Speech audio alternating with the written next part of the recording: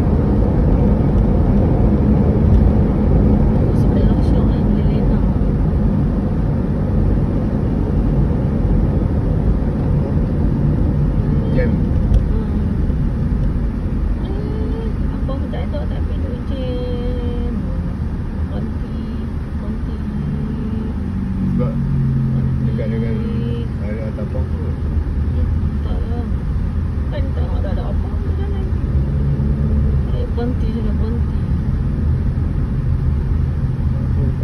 Sampai tak jalan langsung. Ada apa? Tak ada apa. Ini? Daripada sana. Sampai kita dah makan dah. Kalau kita tak makan lagi, dia berlapak tau ni. Buat lapak je.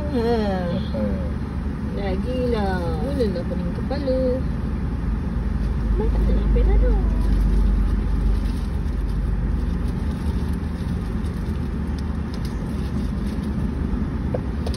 Makanlah pelan. Oh, betul lah. Merah.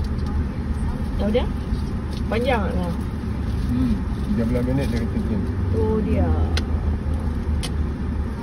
Ada apa? Accident apa? Tak ada apa? Saja. Tak banyak. Betul lah dekat dengan tapak.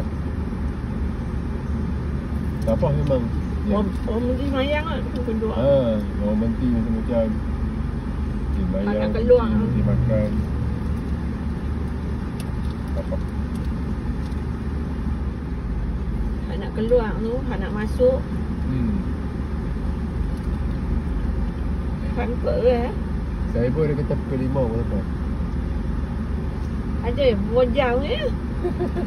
3 jam. 3 jam?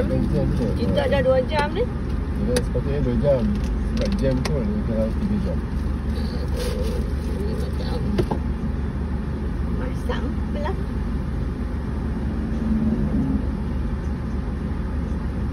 Tak masam. Kita tengok masak.